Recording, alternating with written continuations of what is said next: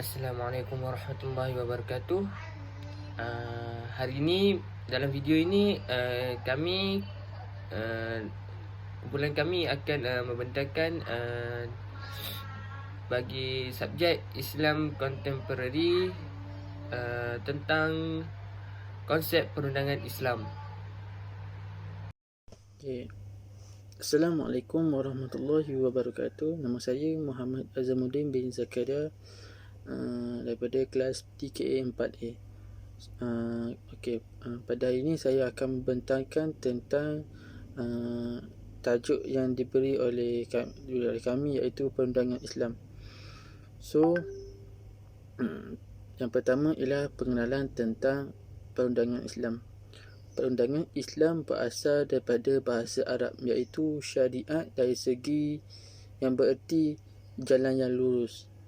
Daripada istilah pula, perundangan ialah hukum hakam yang telah ditetapkan oleh Allah Subhanahu Wa Taala kepada manusia yang merangkumi pelbagai aspek seperti akidah, syariah, akhlak yang patut dipatuhi untuk menjaga keharmonian di dunia dan di akhirat.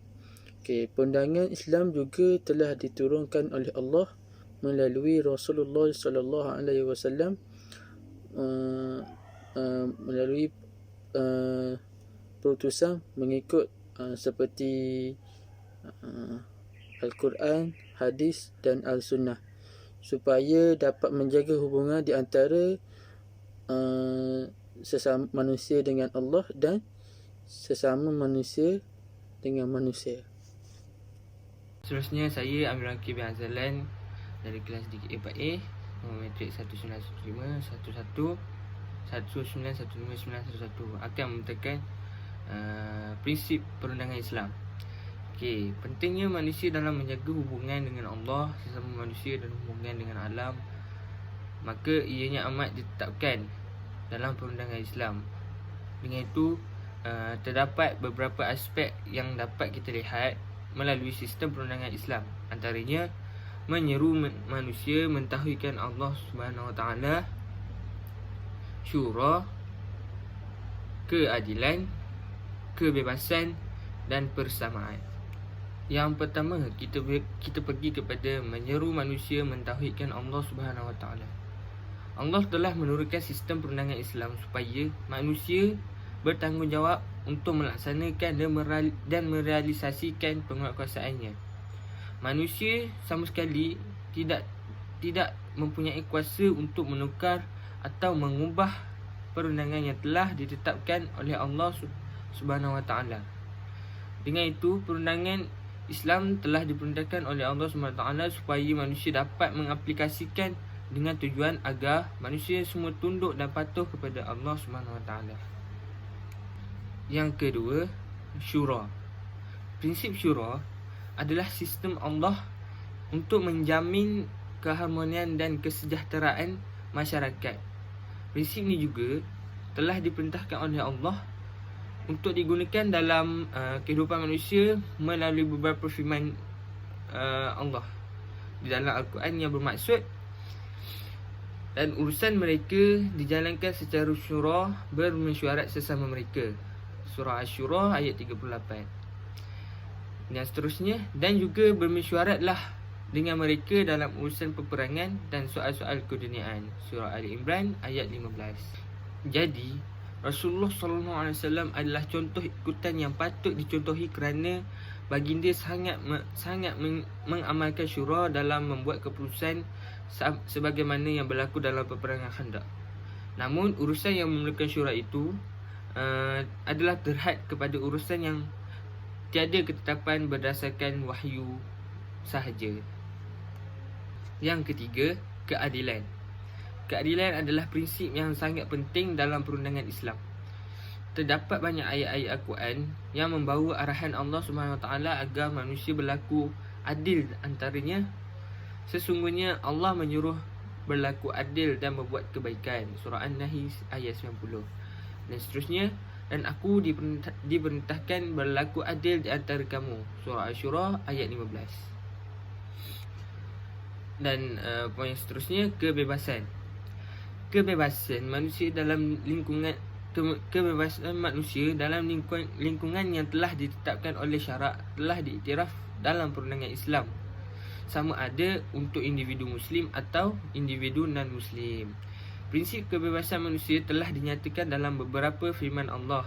Antaranya, dialah yang menjadikan bumi bagi kamu mudah digunakan, maka berjalanlah di merata ceruk rantaunya, serta makanlah dari rezeki yang dikurniakan oleh Allah, dan ingatlah kepada Allah jua tempat kamu kembali sesudah dibangkitkan hidup semula. Maka hargailah nikmatnya dan takutilah kemurkaannya. Dalam konteks kebebasan ini juga terdapat beberapa bentuk kebebasan yang diiktiraf dalam perundangan Islam. Antaranya, kebebasan beragama, kebebasan diri iaitu keamanan dan ketenteraman. Yang ketiga, kebebasan menuntut ilmu. Yang keempat, kebebasan memiliki harta. Dan yang terakhir sekali, kebebasan mengeluarkan pendapat dan carangan. Dan poin yang terakhir, persamaan. Persamaan antara individu amat dititik beratkan di dalam undang-undang Islam. Allah menjadikan manusia berbeza dari segi keturunan, bahasa dan sebagainya, agar mereka ataupun sesama manusia ini saling bantu-membantu dan saling melengkapi demi kesejahteraan. Semua makhluk di sisi Allah adalah sama.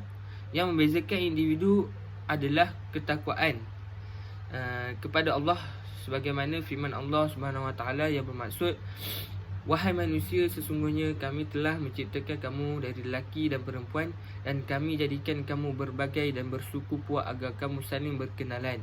Sesungguhnya semulia-mulia kamu di sisi Allah ialah orang yang lebih bertakwa di kalangan kamu.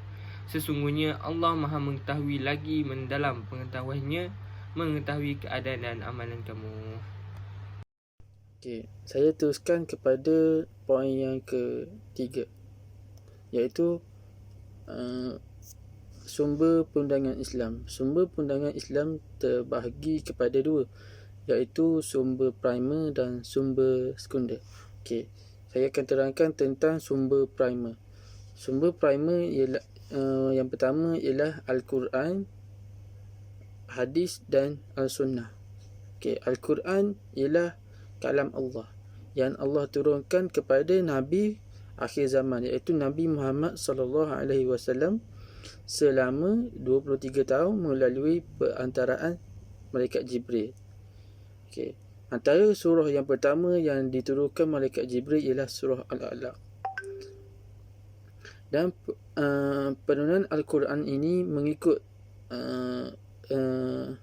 peristiwa yang berlaku sepanjang kehidupan Nabi selama tempoh 23 tahun, yang bermula pada 17 Ramadan 610 Masihi di Gua Hira, sehinggalah kewafatan Nabi Muhammad sallallahu alaihi wasallam.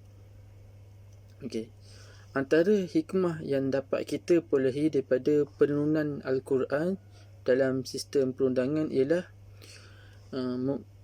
untuk memudahkan Nabi menghafal dan memahami maksud dan kandungan, serta memudahkan Nabi menyampaikan kepada umatnya. Maksudnya, Al-Quran dijadikan sumber maklumat bagi melaksanakan sebarang undang-undang di muka bumi ini.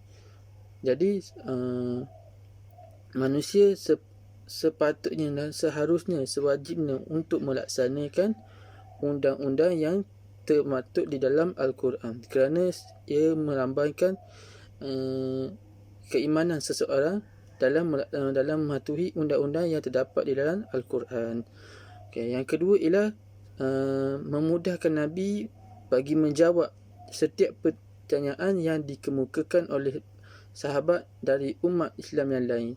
Maksudnya, segala persoalan yang terdapat di dalam yang terdapat pada para sahabat mudah bagi untuk Nabi menceritakan mengikut dalil-dalil Al-Quran. Yang ketiga ialah memudahkan masyarakat jahiliah menerima ajaran Islam secara terbuka tanpa ada perasaan tertekan. Maksudnya, segala perundangan Islam sangat adil dan tulus. Jadi dengan adanya undang-undang yang saksama, ini akan menarik perhatian daripada masyarakat umat yang bukan Islam untuk menerima Islam, kerana agama Islam melaksanakan undang-undang yang adil. Okey, yang kedua ialah hadis qudsi. Hadis qudsi ini dari segi bahasa bermaksud baharu, iaitu lawan kepada perkataan kadim ataupun lama. Dari segi syarat pula, hadis qudsi ini ialah sesuatu yang disandarkan oleh Nabi Muhammad sallallahu alaihi wasallam kepada Allah Subhanahu wa taala. Hadis qudsi ini dinamakan suci kerana ia berbeza dengan hadis-hadis yang lain. Okey, di mana ia menyandarkan kata-kata Nabi terus kepada Allah Subhanahu wa taala. Ianya datang melalui mimpi ataupun wahyu yang disampaikan oleh Rasulullah mengikut perkataannya sendiri. Maksudnya hadis qudsi ini, barang siapa yang mendapat mimpi daripada Nabi Muhammad sallallahu alaihi wasallam, contohnya para ahli ulama mendapat mimpi, ini maksud mimpi yang disampaikan oleh Nabi Muhammad ialah merupakan satu wahyu kepadanya untuk disampaikan kepada masyarakat.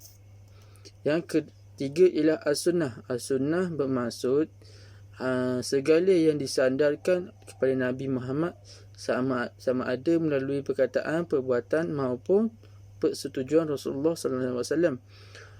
As-sunnah ni dibahagikan kepada tiga, iaitu sunnah qauliyah, sunnah fi'liyah, sunnah taqririyah. Okey, sunnah qauliyah inilah sunnah berbentuk perkataan yang disampaikan oleh Nabi Muhammad kepada umatnya. Yang kedua, fi'liyah ialah sunnah perbuatannya, maksudnya segala perbuatan yang Nabi lakukan ia merupakan satu sunnah, seperti makan menggunakan tangan kanan. Okay, itu merupakan satu perbuatan. Okay, yang ketiga ialah sunnah taqririyah, iaitu sunnah persetujuan. Okay. Peranan al-sunnah ialah peranan al-sunnah di dalam Al-Quran ialah al-sunnah sebagai penjelas kepada ayat-ayat yang kurang jelas di dalam dan makna yang di dalam Al-Quran. Yang kedua ini ialah al-sunnah ini sebagai satu nas yang menguatkan dalil di dalam Al-Quran. Okay, yang ketiga ialah Al-Quran, Al-Sunnah juga sebagai penambah hukum dan hukum yang terdapat dalam Al-Quran tersebut. Seterusnya kita pergi kepada sumber sekunder. Sumber sekunder terdapat dua konteks. Yang pertama, ijma'. Ijma' dari segi bahasa bermaksud cita-cita yang teguh dalam satu pekerjaan. Dari segi syarak pula bermaksud persepakatan, permuafakatan atau persetujuan pendapat oleh seluruh ulama mujtahid daripada umat Nabi Muhammad SAW pada satu masa tertentu setelah kewafatan baginda mengenai sesuatu hukum yang dijihadkan. Dalam konteks ijma' ini pula terdapat beberapa rukun, iaitu yang pertama persepakatan ulama', yang kedua persamaan dan dalam mengeluarkan ijma', yang ketiga pengumuman persepakatan sama ada dalam bentuk hebahan atau tulisan, dan yang terakhir sekali berlaku persetujuan ulama' mujtahid secara jelas atau senyap. Dan yang seterusnya, qiyas. Dari segi bahasa bermaksud ukuran, membandingkan atau menyamakan. Dengan lebih mudah, qiyas adalah dengan menetapkan hukum sesuatu masalah baru yang tidak mempunyai nas yang jelas daripada sesuatu masalah yang telah ada nas, kerana persamaan antara kedua-duanya mempunyai ilat yang sama. Nama saya Muhammad Ashraf Aiman bin Majani, nombor metrik 1915901. Saya akan membentangkan mengenai kepentingan perundangan Islam. Menurut istilah undang-undang Islam, ia dinamakan Al-Kulliyat Al-Khams, iaitu menjaga agama. Pemerintah perlu proaktif dalam memelihara kepentingan agama Islam dan bertanggungjawab memerangi fahaman yang salah supaya dapat membendung penyebaran fahaman yang salah terhadap agama Islam. Seterusnya, menjaga jiwa. Islam mensyariatkan hukuman bunuh, qisas dan diat kepada pelaku jenayah. Hukuman ini akan menyedarkan manusia bahawa membunuh dan mencederakan orang lain akan dikenakan hukuman yang sangat berat. Hal ini dapat mengurangkan berlakunya kes jenayah dalam kalangan umat Islam. Seterusnya, menjaga keturunan. Islam mensyariatkan hukuman sebat dan rejam terhadap pelaku zina bagi menjamin kemuliaan keturunan. Suruhan berkahwin pula akan melahirkan keturunan manusia yang sempurna dan suci. Hal ini kerana manusia adalah makhluk yang mulia. Seterusnya, menjaga harta benda. Islam melarang perbuatan dengan memiliki harta benda secara tidak sah seperti mencuri, merampas dan menipu. Maka Islam mensyariatkan hukuman potong tangan kepada pencuri supaya dapat mencegah perbuatan ini daripada berleluasa. Hal ini dapat membendung kes penganiayaan terhadap umat Islam yang lain dan juga dalam sesuatu komuniti masyarakat. Seterusnya, menjaga akal fikiran. Islam melarang perbuatan seperti minum arak atau terlibat dengan najis dadah yang boleh merosakkan akal fikiran. Hukuman sebat dijatuhkan kepada peminum arak supaya dapat menyedarkan manusia betapa pentingnya menjaga kewarasan akal. Hal ini kerana apabila kita kehilangan kewarasan akal, kita akan melakukan perkara yang di luar batasan. Nama saya Muhammad Musnih bin Muhammad Najib, nombor matrik 1915913. Untuk penutup, kajian yang dilakukan sarjana barat tentang ketimuran, terutama Islam dan peradabannya, mencakupi pelbagai bidang. Di antara mereka ada yang memusatkan kajiannya pada penelitian Al-Quran, hadis, sejarah Islam, usul fiqh, teologi, filsafat, bahasa dan sastera, dan juga kemasyarakatan.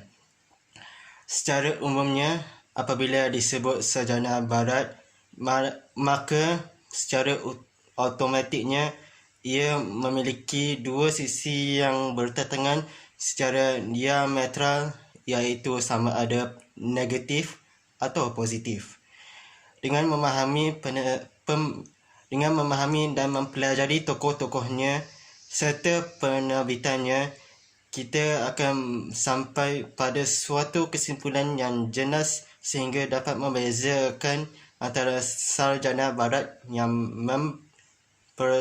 memperwatakkan nakal, licik dan berbahaya serta sarjana barat yang jujur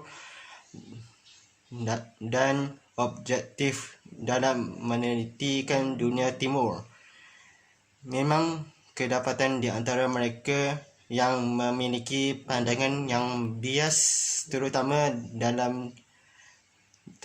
terhadap Islam dan sebahagian lagi bersikap objektif.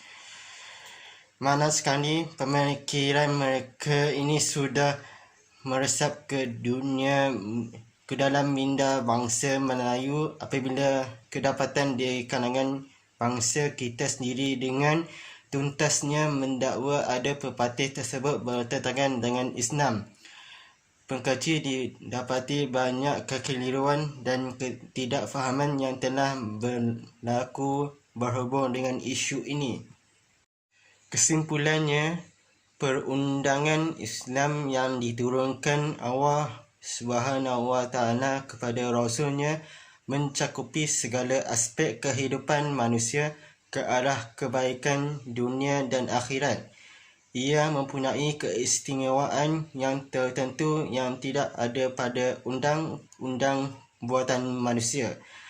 Perundangan Islam penting untuk mengawal tindak tanduk manusia ke arah membentuk kehidupan yang harmoni.